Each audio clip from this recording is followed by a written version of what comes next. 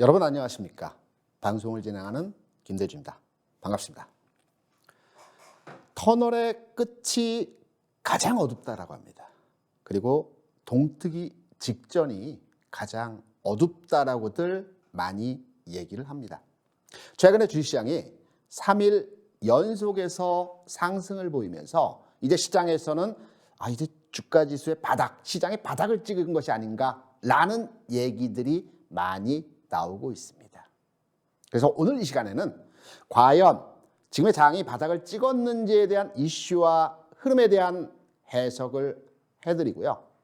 반등인지 아니면 시장의 반전 포인트인지를 설명해 드리면서 내가 가진 주식에 대해서 반등을 이용해서 매도를 해야 될지 아니라면 좀 더 끌고 가면서 그동안 손실 부분에 대해서 손실을 축소하는 전략으로의 대응을 할지에 대한 부분을 오늘 시간 여러분께 명쾌한 해석과 설명을 드리겠습니다. 그러면 잠시 노란 톡방 입장 방법에 대해서 설명을 듣고 와서 해당 내용에 대한 흐름들을 분석해 보도록 하겠습니다.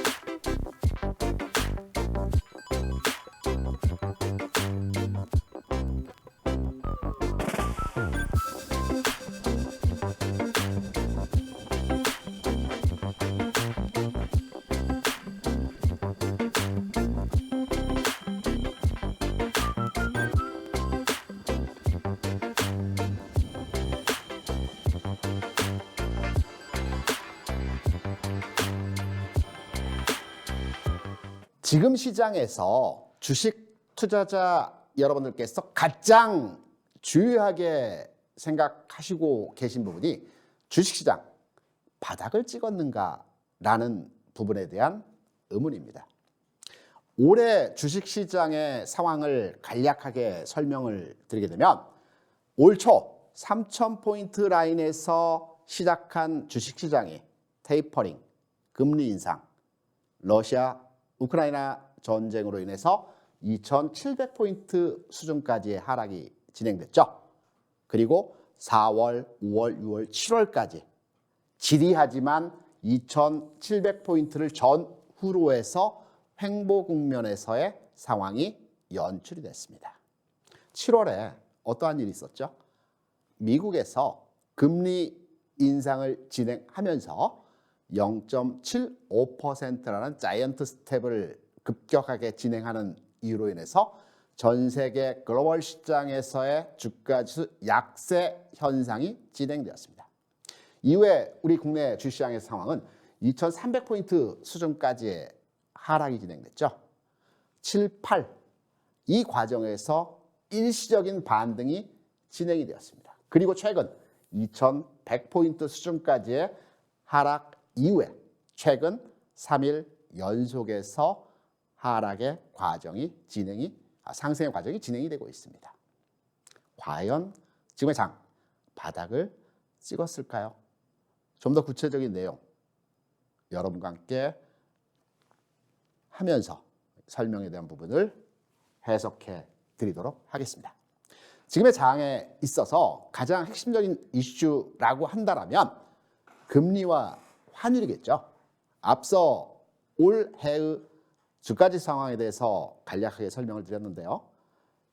지금의 장에서 가장 핵심적인 이슈라고 한다면 물가와 금리와 환율입니다. 최초에 러시아 우크라이나 전쟁으로 인해서 원자재 가격, 원유, 곡물 등등의 원자재 가격이 상승하면서 물가를 건드렸죠. 물가를 건드린 이후에 급격하게 글로벌 재정 담당자들은 금리 인상을 진행을 했습니다. 기존의 금리 인상 속도 측면에서 0.25%, 0.5% 상황이라고 한다면 과거에도 2018년, 2012년 미국에서 금리 인상을 진행할 때 주가 지수는 상승의 흐름이 진행됐습니다. 지금의 장은 급격한 금리 인상에 대한 주식시장 약세 현상에서의 내용입니다. 그렇다면 주가의 바닥에 대한 원인과 상황에 대한 해석을 말씀을 드릴 때 전쟁 이슈에 대한 러시아 상황에서의 주식시장 흐름을 살펴보게 되면 러시아 주식시장은 전쟁이 개전되는 당시에 600포인트 수준까지의 급락 상황이 연출이 되었습니다. 이후에 러시아 주식시장의 상황은 오히려 되반등의 강도가 세게 나오면서 최근 상황 하에까지 러시아 주식시장의 상황은 글로벌 주식시장에서 가장 견조한 흐름에서의 모습이 진행이 되고 있습니다. 바꿔 말하면 전쟁 이슈는 이미 이전 단계에서 마무리가 되었다고 볼 수가 있죠. 다음으로 우리가 가장 핵심적인 이슈로 판단하고 있는 물가의 상승 요인이었던 유가 그리고 곡물가에 대한 흐름의 내용입니다. 먼저 유가의 상황을 보게 되면 지난 3월과 6월에 135불 수준에서의 고점을 찍어주는 형태에서의 모습이 진행이 되었고요. 현재의 가격은 80불 중반 흐름에서의 모습이 진행이 되고 있습니다. 곡물가, 밀 가격이죠. 밀 가격에서의 흐름을 보게 되더라도 지난 3월과 지난 6월에 있어서 부쉘 한 자루당 130불 수준에서의 고점 이후에 지금은 80불 전후로한 가격에서 안정적인 가격 진행이 형성되고 있습니다. 물가를 건드린 주요 이슈에 대한 가격 변동이 이제 안정이 되었다고 볼 수가 있겠죠. 이미 여러분께서 확인하셨던 내용에 있어서 설명을 드리면 미국의 소비자 물가 지수를 월간 단위로 발표를 합니다. 다음 주에 발표될 것입니다. 13일에 예정이 되어 있습니다. 최근 내에서의 소비자 물가 지수 상승률을 보게 되면 9.1%의 상승, 전월 동월 대비해서 가장 높은 상승률을 보인 이후에 8.5, 8.3 조금씩 안정되는 흐름의 모습이 나타나고 있죠. 물가가 정점을 찍고 이제 안정화 단계에서의 흐름이 진행되고 있다고 유추해서 해석할 수 있을 것입니다. 다음으로 시장에서의 유가, 곡물가 이후에 시장에 영향을 주었던 가장 핵심적인 내용에서의 상황은 금리와 환율입니다. 여러분, 최초의 시작은 전쟁으로의 곡물가, 유가 상승으로 시작했던 악재가 이제 금리를 인상시키고 금리가 인상됨으로 인해서 자본이 미국으로 이동되는 과정에서 달러 강세를 유발시키면서 최근 시장 상황 하에서 2300포인트에서 2100포인트까지 주저앉았던 이슈는 달러 강세 요인이었습니다. 금리와 환율의 상황을 한번 들여다보겠습니다. 금리 상황, 미국의 채권이죠. 10년 만기 국공채 가격이 미국의 금리를 결정하는 상품입니다. 우리나라는 3년 만기 국공채가 우리나라 금리를 결정하는 상품입니다. 최근에서의 가격 변동의 상황을 보게 되면 미국 채권 금리 가격이 최바닥점을 찍었던 지난 최고점을 찍었던 채권 가격과 금리는 역의 관계에 있기 때문에 차트 내용상에서의 흐름은 반대로의 보여지는 결과값을 보여줍니다. 3.95%의 금리를 찍어주고 최근 비교적 안정적인 바닥 흐름을 찍어주는 과정에서의 모습이 진행되고 있습니다. 하나 더 가장 중요한 내용에서의 흐름입니다. 환율이죠. 국내 환율이 연초만 하더라도 1,200원 수준에서 최근에 1,444원까지 급등하는 현상에서의 모습입니다. 우리나라는 수출 주도형 국가입니다. 대한민국, 독일, 대만, 일본 코로나 상황 하에서 경제 성장률이 가장 높았던 국가들입니다. 수출이 많이 되는 나라이기 때문에 외적 변수에 대한 영향을 덜 받는 국가의 형태이죠. 하지만 환율이 변화하게 되면 급격하게 변화하는 상황이 나타나게 되면 수출 위주의 수출 주도형 국가들은 경제에 지대한 타격을 받습니다. 지금 현재 21개월 연속에서 수출은 증가세 현상을 보여주고 있는 반면에 무역 수지 적자 측면에서는 사상 최대치를 보여주고 있죠.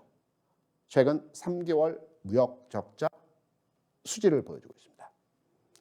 환율의 상황에서 긍정적인 포인트의 흐름이 발견되고 있습니다. 달러 지수, 보통 달러 인덱스라고 많이 얘기를 하죠. 우리가 원달러만의 흐름을 보고 판단을 하는데요.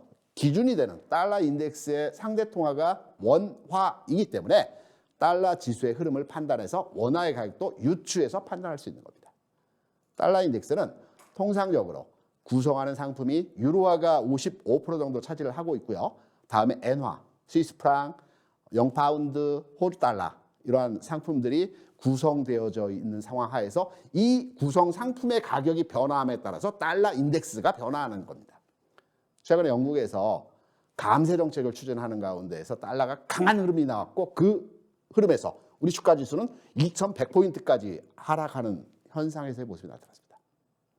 최근에서의 흐름을 보게 되면 지난 목요일장 환율이 1,400원 수준까지의 조정을 나타내는 상황에서의 모습이 나타났습니다. 달러 지수.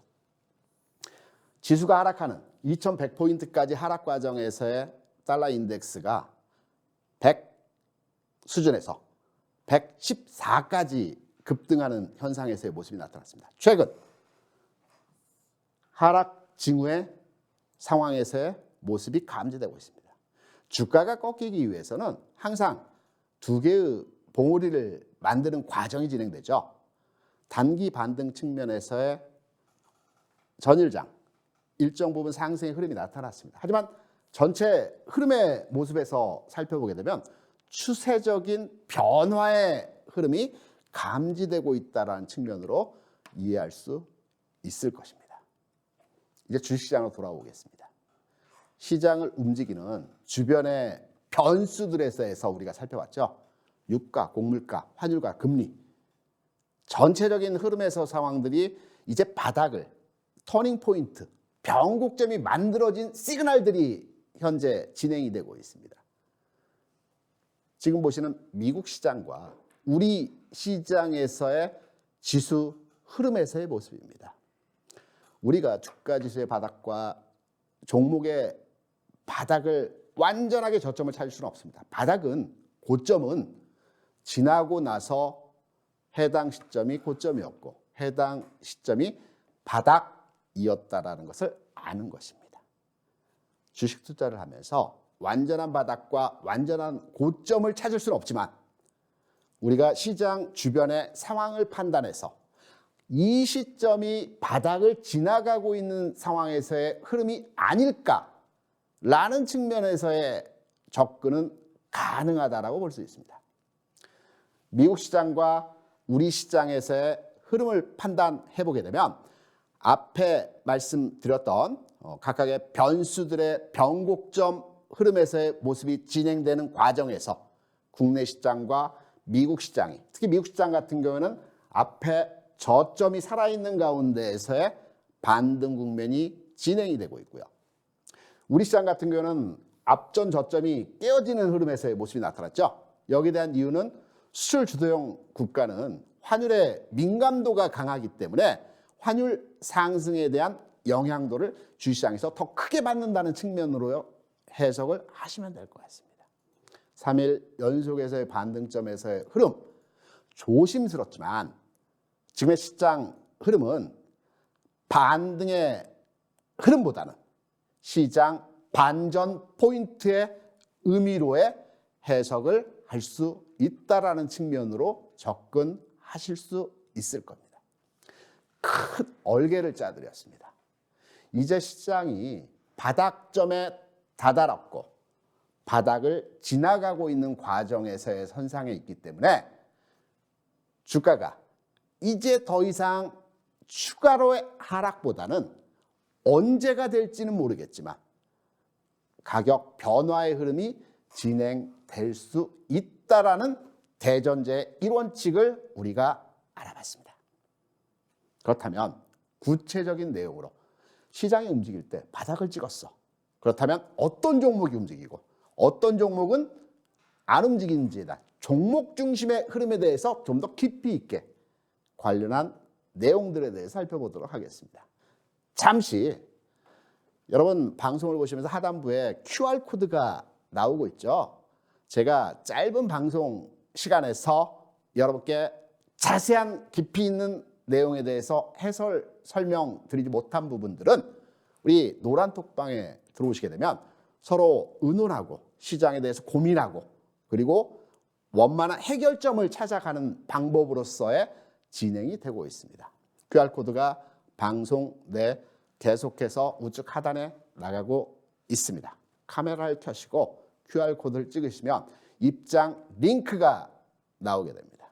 입장 링크를 타고 들어오시게 되면 제가 진행하는 김대중 대표가 진행하는 노란톡방에 들어오시고 서로 어려울 때는 같이 고민하고요. 좋을 때는 서로 박수 쳐주는 이러한 내용으로 주식투자 함께 하시는 형태로의 진행하시기 바랍니다. 잠시 노란톡방 입장 방법에 대해서 설명을 듣고 와서 어떤 종목에 대해서 우리가 관심을 가져야 되는지 흐름에 대한 구체적인 내용에 대한 설명을 드려보도록 하겠습니다.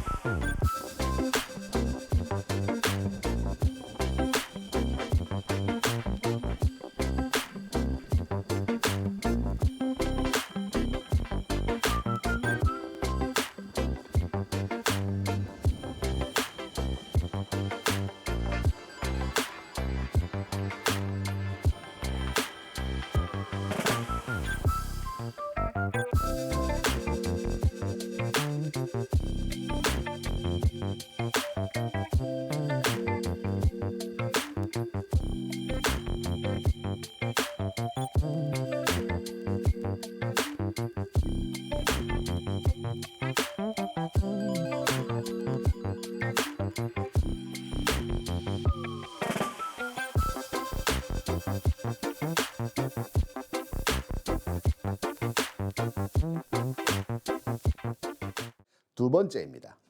우리가 첫 번째 이슈 분석을 통해서 시장이 과연 바닥을 찍었는지에 대한 의미를 여러분께 말씀을 드렸죠. 두 번째 부분에 대한 해석입니다.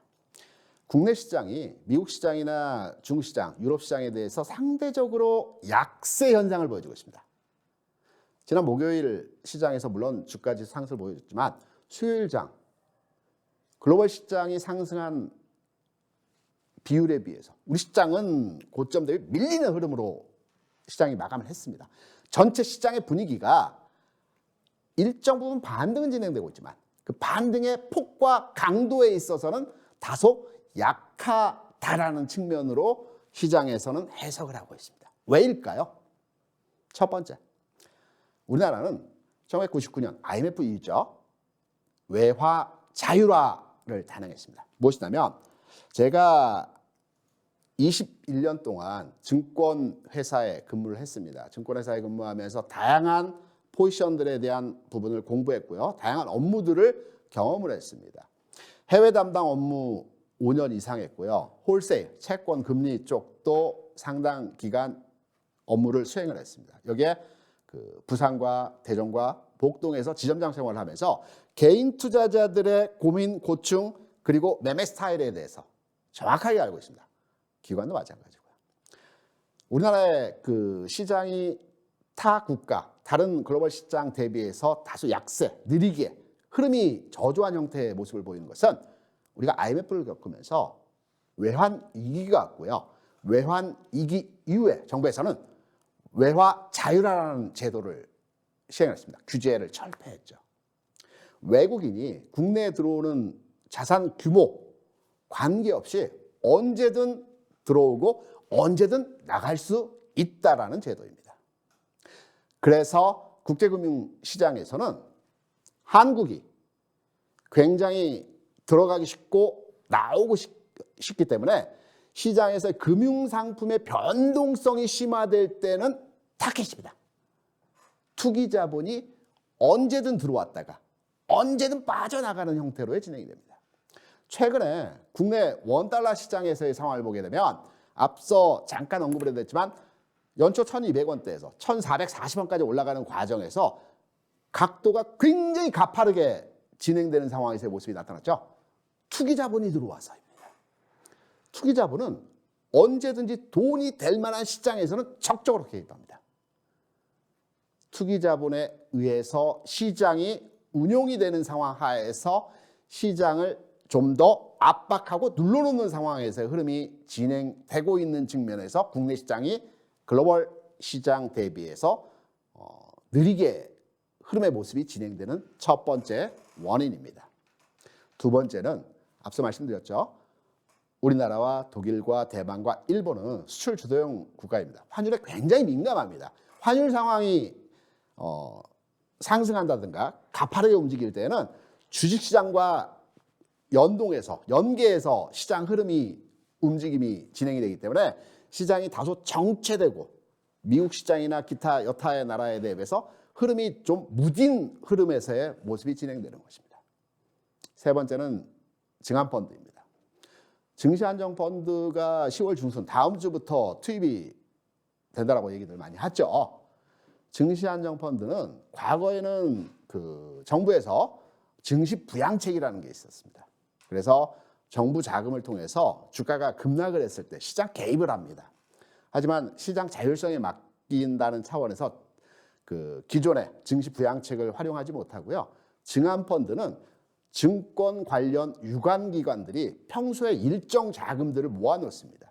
여기에는 증권사, 은행, 운용사, 그리고 증권 유관기관이라고 한다면 거래소, 협회, 증권금융 관련 있는 기업들이 일정 부분씩 평소에 돈을 모아놓습니다. 그리고 이 모아놓은 돈을 가지고 주시장이 급락을 할 때 시장을 받쳐주는 형태로서의 펀드 역할을 하게 됩니다. 지난 코로나 상황하에서 지수가 급락을 했고 1400포인트 수준까지 주가 하락할 때 증환펀드가 만들어졌습니다. 이 증환펀드가 10월 중순부터 투입이 된다라는 얘기가 있습니다. 그러면 기관 투자자들은 어떻게 대응을 할까요? 저도 기관에 있었지만 다음 주에 증환펀드를 운용을 한다라고 하면 기관이 가지고 있는 자금, 그러니까 기관들이 모아놓은 자금을 투입해서 시장에 매수를 한다라는 얘기겠죠. 그러면 다음 주에 증환펀드를 활용해서 시장에 개입하게 되면 이번 주에 주식을 일부 매도해서 포트폴리오 수준을 맞춰야 됩니다. 이번 주에도 사고 다음 주에도 사고 주식 비중이 너무 높아집니다. 이러한 의미에서 지난 수요일에 기관 투자자들이 5천억 이상의 매도를 보여줬습니다. 목요일장에서 시장이 좋았음에도 불구하고 외국인은 매수를 진행함에도 불구하고 기관 투자자들은 약 700억 가까운 매도를 보여줬죠.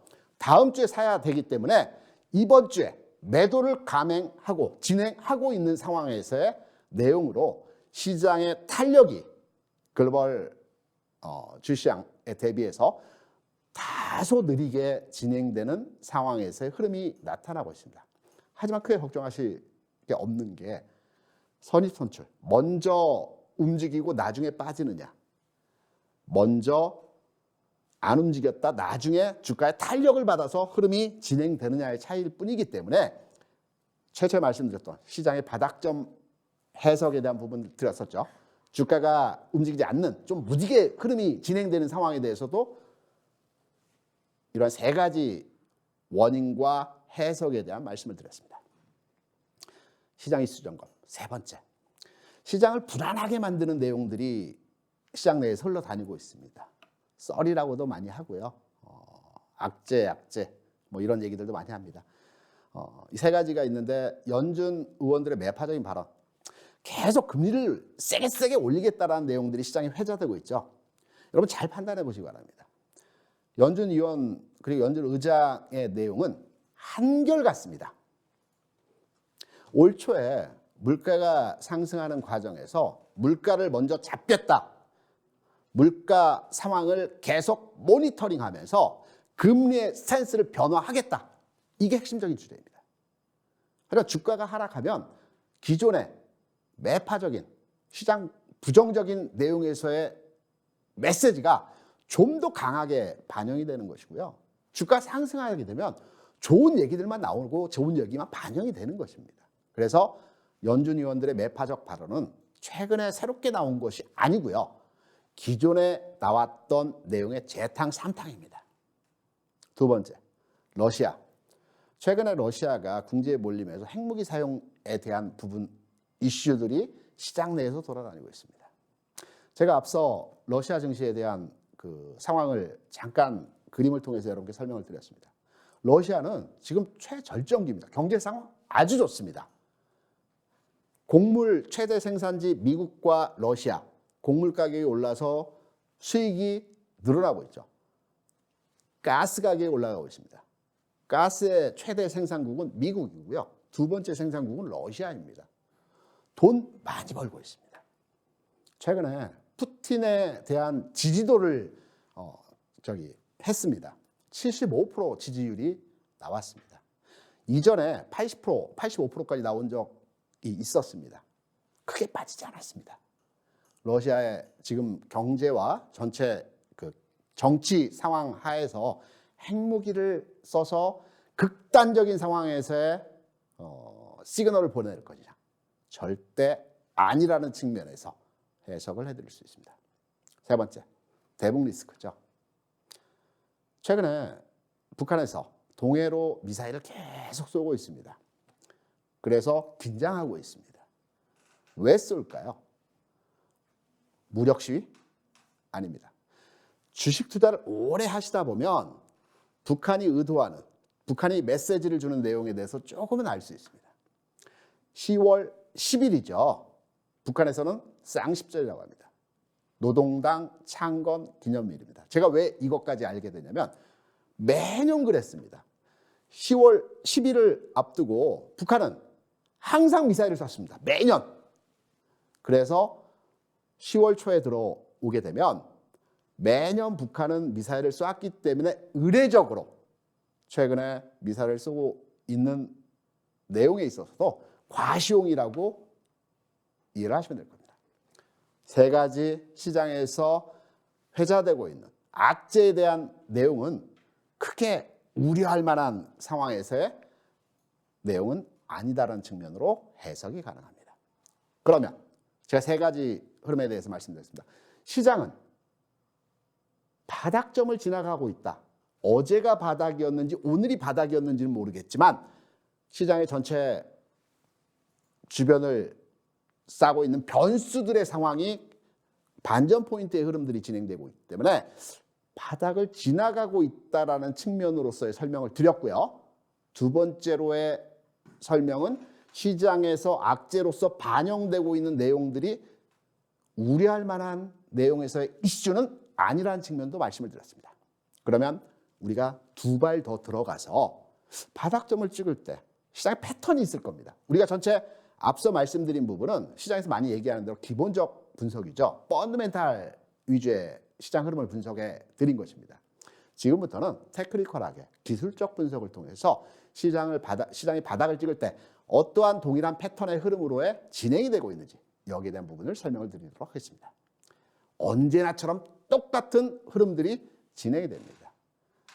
주변의 상황만 바뀌는 겁니다. 종목명만 바뀌는 내용으로 시장은 진행이 됩니다. 항상 같은 패턴, 같은 스타일, 같은 경향, 패션이 진행이 됩니다.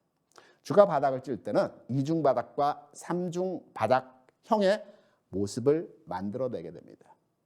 좀 더 깊이 있는 내용을 말씀드리게 되면 여기에 그 변형된 형태와 종목 간의 흐름이 좀 다르겠지만 오늘은 여러분께 얼개를 짜드린다는 측면에서 큰 흐름에서의 내용을 설명드린다는 측면에서 바닥을 찍을 때의 패턴, 이중 바닥과 삼중 바닥의 패턴이 있고요. 이중 바닥과 삼중 바닥의 그 변형된 형태, 이러한 모습입니다. 여러분께서 딱 이것만 외우시면 앞으로 주식 투자하시는 데 있어서 절대 지지 않는 투자를 하실 수 있을 것입니다. 주가 바닥 찍을 때는 급락, 급등, 완만, 턴오버, 이 과정에서의 흐름입니다. 상황에 따라서 급락, 급등, 완만, 턴의 형태가 있고요. 그리고 바닥을 찍을 때 역헤드 앤 숄더 많이 들어보셨죠? 우리가 사람의 형태, 왼쪽 어깨, 머리, 오른쪽 어깨를 뒤집어 놓은 것이 역헤드 앤 숄더 형태입니다. 이 형태가 삼중 바닥형의 대바닥을 찍는 형태의 모습입니다. 지금의 장이 삼중 바닥형의 형태라기보다는 급락, 급등, 완만, 턴의 과정의 이중 바닥형을 만들어 가고 있는 모습에서의 진행이기 때문에 이중 바닥형의 모습을 가지고 설명을 드리도록 하겠습니다. 지금의 장만이 아니고 과거에도 항상 지수의 바닥, 종목도 동일합니다. 모든 종목이 우리가 판단을 못했을 뿐이지 그 이중 바닥과 삼중 바닥을 지나갈 때 그 시점을 몰랐을 뿐이지 지나고 나서 그때가 진바닥이다. 완전한 추세 전환의 시점에서의 주가 움직임이었다라는 것을 지나고 보면 알게 되는 것이죠. 바닥점 지나가고 있을 때 이러한 패턴들이 나오면 그 종목은 이제 추세가 반전되고 반전 포인트에서 흐름이 나오기 때문에 관심을 가져야 된다라고 판단을 하시면 될 것 같습니다. 과거의 시장에서 흐름을 볼 때 2019년 흐름에서 급락, 급등, 완만, 터닝 포인트의 과정을 만들어가면서 시장 바닥점을 찍었습니다. 조금 더 최근 상황으로 다시 돌아와 보겠습니다. 코로나 이후에 주가는 1,400포인트 찍고요.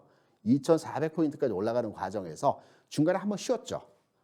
7월, 8월, 9월. 이때 제약바이오들이 굉장히 탄력적으로 움직이는 흐름에서의 모습이 나타났습니다. 이때의 상황에서 주가지수 2,400포인트이기 때문에 저기 앞에 고점과 기준점이 같았던 시점이 있습니다. 사람들이 고민을 했습니다. 고점을 돌파할까?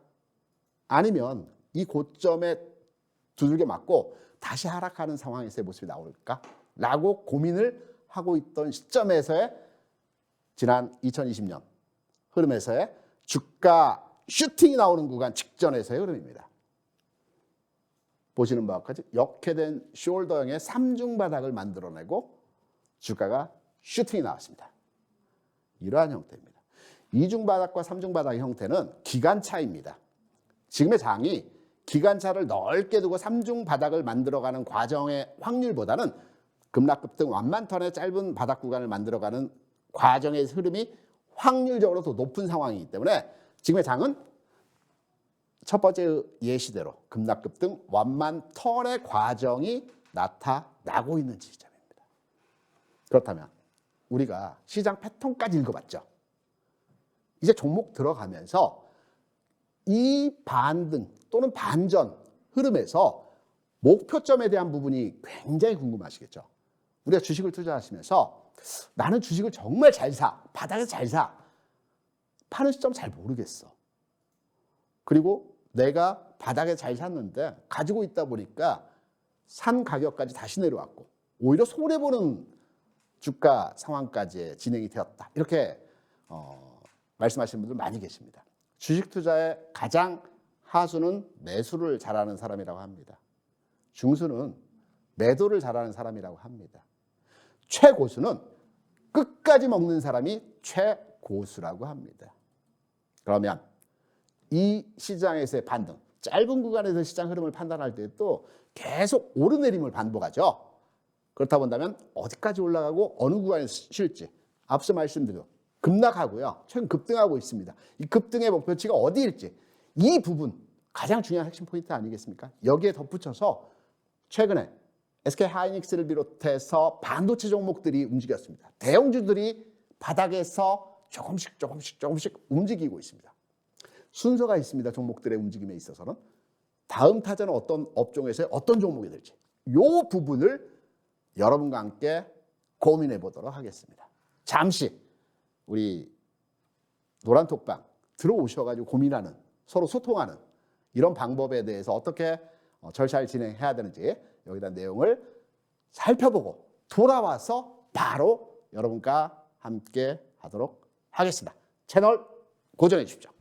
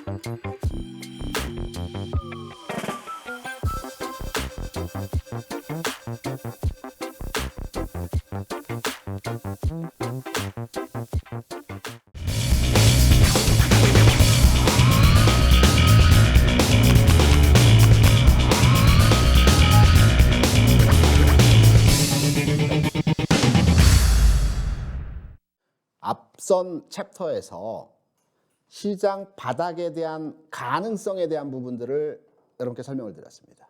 두 번째 챕터에서는 시장이 바닥을 찍을 때 어떠한 형태로의 모습이 진행되는지에 대해서 여러분께 설명을 드렸습니다.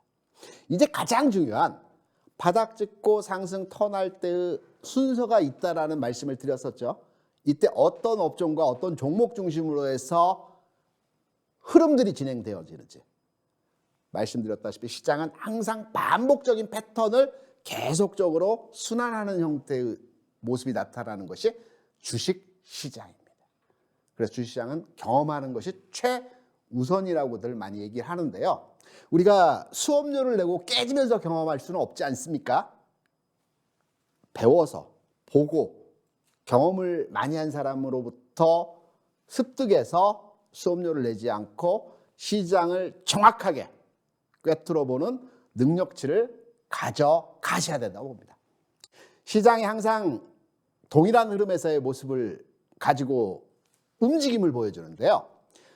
반도체, 전기전자, 자동차 또는 가치주, 그리고 제약바이오 형태의 종목 순환의 형태가 진행됩니다. 여기에 2차전지는 반도체가 출발한 이후에 바로 뒤따라서 움직입니다. 하지만 2차전지를 중간에 끼워 넣지 않은 이유가 2차전지 업종 특성상 종목이 동반해서 움직임이 나타나지 않습니다. 지난 목요일장 같은 경우에도 LG화학과 SI는 상승한 반면에 이노베이션은 하락했죠. 2차전지 내에서 종목 간의 흐름이 달리해서 움직이기 때문에 2차전지 업종은 이 종목 순환 구조 측면에서 달리 해석이 가능합니다. 최근 하이닉스 8만 원 수준에서 9만 2천 원까지 약 15% 정도 올라왔습니다. 지난 목요일장에서 고점 달고 다소 밀리긴 했지만 1차적으로 시장을 선도하면서 끌고 갔죠. 그리고 목요일장에서 어땠습니까? 전기전자 업종이 바닥에서 딱 바톤을 받고 뒤따라가는 모습입니다. LG노텍, LG전자, 삼성전기, 대형주 내에서 하이닉스 다음으로 바로 뒤따라가는 모습에서의 전기전자 업종에서의 모습입니다. 반면에 자동차, 가치주라고 하면 계속해서 수익을 만들어내는, 우리가 생산품을 만들어내는 성장주에 대비되는 업종의 종목들을 가치주라고 합니다. 예를 들어서 건설업종, 조선업종, 철강업종, 자동차 업종이 가치주 섹터에서의 종목들이라고 볼 수가 있습니다. 전기전자가 움직이고 나서 지난 목요일장에서 다소 손구르기 형태에서의 모습이 진행되었던, 최근에 조정을 받았던 자동차나 가치 섹터의 종목들이 흐름이 진행이 되는 것입니다. 그럼 다음 주 정도에 이들 업종에서의 종목들이 가격 흐름이 나타나겠죠. 그리고 나서 제약바이오가 움직입니다. 여기에 좀 더 깊이 있게 말씀을 드리면 핵심 대형주들은 이러한 순서로서의 가격 진행이 나타나고요. 그리고 소부장이 될든지 전기전자 업종 내에서도 PCB 업종의 종목들은 다소 작은 종목들이죠. 이 작은 종목들은 큰 종목이 갈 때 같이 안 움직입니다. 뒤따라갑니다. 이게 자금의 순환입니다. 그래서 이 부분의 내용까지 종목으로 여러분께 설명을 드리면서 내용의 흐름을 말씀을 드려보도록 하겠습니다. 지수, 가장 중요한 부분이죠. 어디까지, 너 어디까지 갈래? 라는 측면입니다. 바닥은 찍은 것 같아요. 매수는 잘했어요. 두 번째, 중수 정도의 수준이 되고자 한다면 이제 어디 팔아야 될지, 저항 구간이 어딜지, 매물 영역이 어딜지에 대한 판단을 한번 해봐야 될 것입니다. 지수가 2100포인트 수준에서의 저점 바닥을 찍어주고요. 최근 100포인트 가까이 상승 흐름이 진행됐죠. 짧은 구간에서의 3일 상승이지만 대략 바닥 대비해서 100포인트 정도 올라왔습니다. 우리가 주식 투자 공부를 할 때 첫 번째로 배우는 주식 투자의 기술적 분석이 저항선과 지지선입니다. 이 저항선과 지지선은 상승 N자 패턴에서 우리가 흐름을 판단해서 저항선과 지지선의 내용으로 해석을 하는 것입니다. 상승 N자 패턴은 기본적으로 상승 흐름이 유지되고 있는 우상향하는 종목들을 상승 N자 패턴이라고 하죠.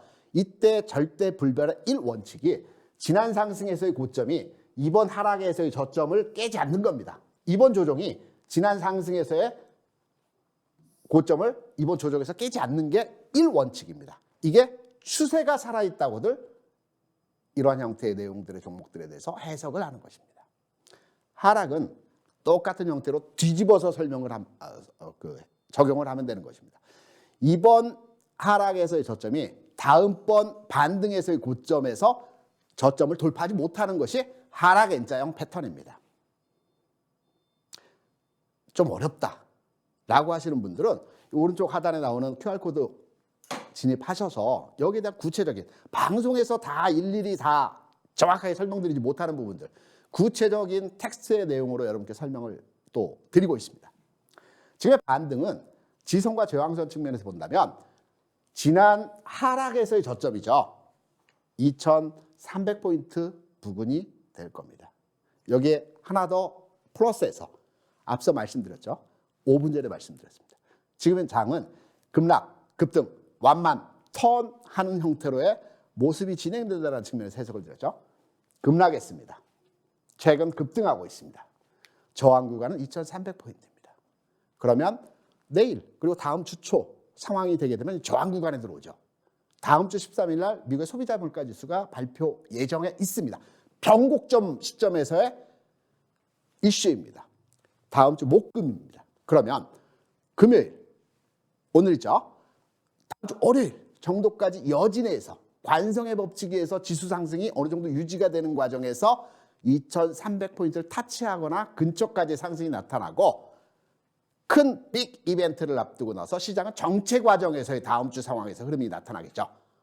소비자 물가 지수가 어떻게 되느냐에 따라서 시장의 터닝 포인트가 만들어질 수 있기 때문에. 그래서 지금의 장은 1차적으로 반전의 흐름이 나타나는 급락급등 완난 턴의 시장이라고 한다면 다음 주 초까지의 여진에 의한 관성의 법칙에 의한 시장 흐름이 진행이 되고요. 그리고 나서 3, 4일 등락의 과정, 완만의 과정이 진행된 이후에 이번 소비자 물가 지수는 9.1, 8.5, 8.3, 8% 아래로 내려가면 시장의 상승 흐름의 시그널이 될 겁니다. 그래서 주요 시장 흐름에 대한 포인트에 대한 부분들을 설명을 드렸고요. 그리고 여러분께서 관심 있어요. 과연 그럼 어떤 종목을 사야 되는지에 대한 부분이죠. 첫 번째로의 종목은 제주반도체입니다. 제가 앞서 설명을 드렸었습니다. 종목이 움직일 때는 반도체, 왜 반도체가 움직이냐. 우리나라의 주식시장 상장된 종목이 2,400개 정도 됩니다. 이 중에 관리 종목과 우선주를 제외하면 2,200개 종목이 상장되어 있습니다. 반도체 업종의 종목이 대략 한 130개 종목 됩니다. 전기전자, 디스플레이 포함해서 110개 종목 됩니다. 자동차 업종 120개 종목 됩니다. 제약바이오 가장 많습니다. 코스닥의 제약바이오 업종이 많기 때문에 한 250개 종목이 제약바이오 업종에 포진되어 있습니다. 시장이 움직일 때는 가장 핵심적인 종목들이 움직이는데요. 제가 앞서 설명을 드린 반도체, 전기전자, 자동차 앤 가치주, 제약바이오 그리고 기관을 통할해서 2차전지가 움직이는 형태로 진행이 될 겁니다. 시간을 조금 되돌려서 여러분들 기억력 좋으신 분들은 지난 2020년 하반기 그러니까 7, 8, 9 역행 숄더형의 좀 전에 말씀드린 바닥점 찍고 슈팅이 나올 때 어떤 종목이 먼저 움직였을까요? SK 하이닉스가 10월부터 쭉 올라가기 시작했습니다. 그리고 12월 24일 LG전자가 상한가를 쳤습니다. 1월 4일에 자동차 업종에 만도, 현대유화 이런 종목들이 상한가 치면서 자동차 업종이 쭉 올라갔습니다. 그리고 흐름이 바뀌고 IT 업종이 최종 피날레를 쳤습니다. 6월장에서. 6월 25일 3,316포인트를 찍는 과정에서 네이버, 카카오 이런 종목들이 주가의 피날레를 치면서 움직이는 모습이 나타났습니다. 큰 흐름에서는 이들 큰 종목들의 흐름들이 먼저 진행되고요. 반도체 업종 내에서도 소부장이 있고요. 전기전자 업종 내에서도 그 PCB 관련 종목들이 있습니다. 좀 작은 종목들이죠. 관련한 내용에서의 제주반도체 저평가되어진 흐름입니다. PBR 거의 1배입니다. 회사의 모든 가용 자산 현금화시켜서 현재의 주가에 비교할 때 same이라는 겁니다. 같다라는 측면입니다. 저평가되어 있죠. 주가는 6개월 후의 기업 가치에 대한 현재의 가격이 주가라고 합니다. 그래서 주가가 올라간다는 것은 향후에 계속 성장성을 가지고 주가 상황의 전개가 이어진다는 것입니다. 외국인 매수 최근 유입되고 있고요. 현재의 가격 33,800원 수준에서 접근 가능합니다. 1차의 목표 가격은 앞서 말씀드렸죠. 급락, 급등, 완만, 턴. 급등의 고점 1차 목표가가 4,100원입니다. 하지만 여기 손절도 있습니다. 시장 상황이 급변할 상황에서의 흐름이 나타날 수도 있습니다. 손절가 3,600원. 이 3,600원의 기준은 바닥 찍고 올라오는 첫 반등에서의 저점입니다. 기준을 잡으실 때. 바닥 찍고 첫 반등에서의 저점 가격이 손절 가격입니다. 보통 패턴이 깨어질 때 첫 반등의 저점을 깰 때 추세가 깨진다고 합니다. 그래서 제주 반도체에 대한 흐름에 대한 관심을 가져볼 만한 구간이라는 측면에서 말씀을 드렸고요. 전기전자 업종. 대덕전자이죠. PCB 업종이고요. 이 기업 같은 경우는 최근에 실적이 좋아지고 있습니다. 1분기, 2분기, 3분기. 최근 상황에서 1분기, 지난 1, 2, 3월에 450억 영업이익을 냈고요. 2분기 620억 정도 냈습니다. 3분기 7, 8, 9월 예상치이긴 하지만 700억 정도의 이익 성장치가 진행이 된다고 합니다.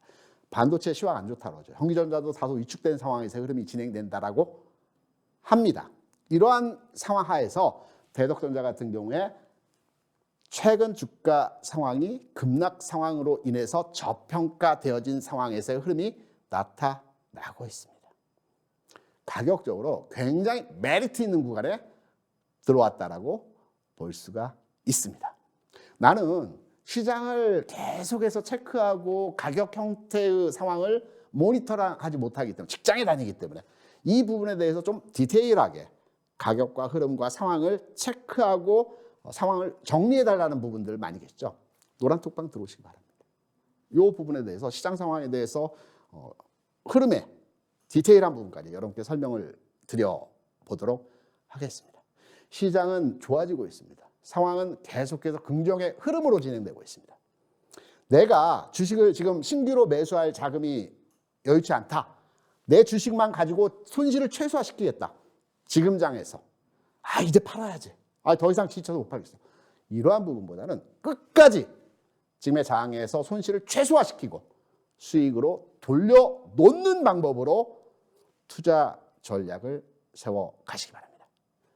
이 종목 외에도 시장 상황의 전개에 따라서 흐름의 맥점을 잡아서 상황에 대해서 앞으로 매주 금요일에 여러분을 찾아뵙도록 하겠습니다.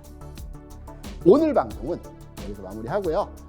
또 장중에 또 여유 시간에 계속 노란톡방에서 여러분과 소통하고 있기 때문에 참여하셔서 관련해서 서로 고민하는 시간을 가져보도록 하겠습니다. 방송 시청해 주셔서 대단히 감사합니다. 고맙습니다.